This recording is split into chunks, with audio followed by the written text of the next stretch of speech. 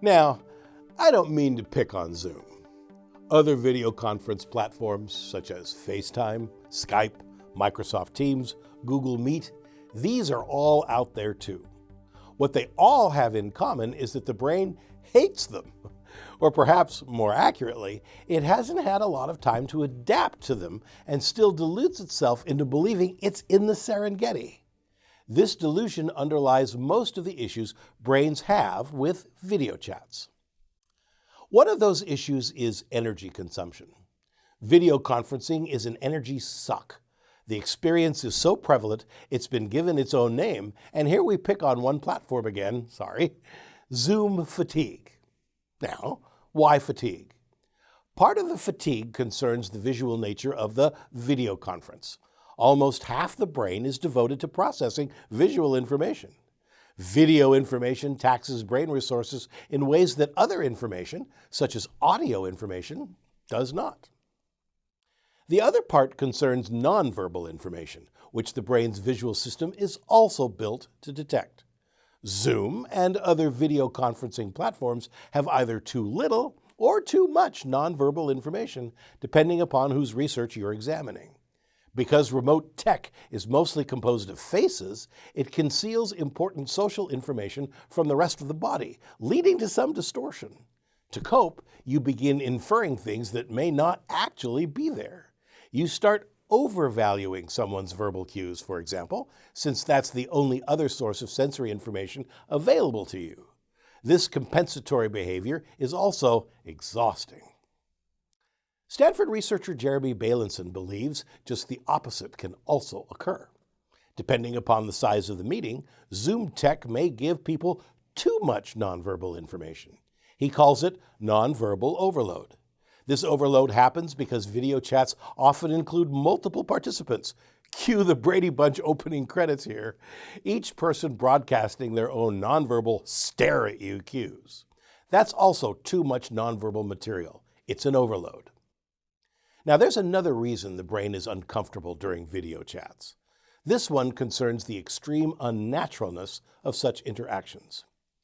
Consider that remote communication involves faces gazing at each other for sustained periods, which would have been a big deal out in the Serengeti.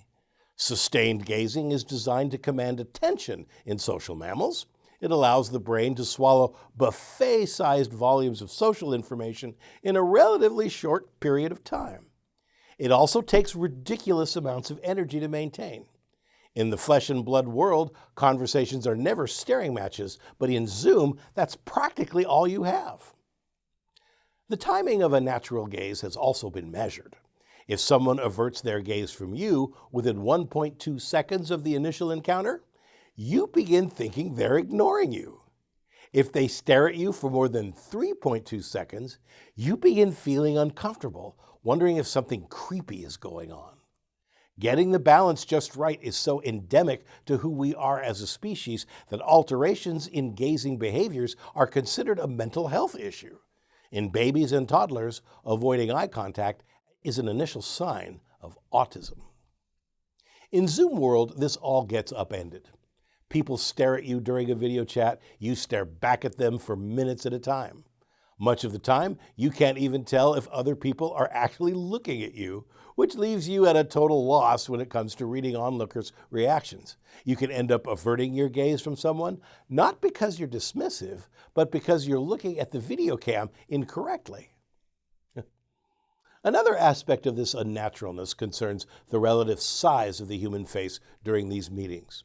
A typical video chat involves the head filling up the screen. But assessing the size of someone's face has deep evolutionary significance. Why? In our savanna sojourn, the only time our heads perceived a big face was when we were physically very close to another person. So seeing a big head immediately lights a cerebral proximity sensor. Only a couple of reasons for such closeness exist within hunter-gatherers. You are either about to engage in close physical combat, or you're about to have sex. The brain knows these events aren't going to happen in a remote meeting, but the Serengeti-forged subconscious alerts are still triggered, so the organ must continuously insert editing comments to keep its evolutionary concerns at bay. The brain is so uncomfortable with big faces that its owner's body begins flinching in real time. Yeah, flinching. Video chats are about as natural as Nerf gas.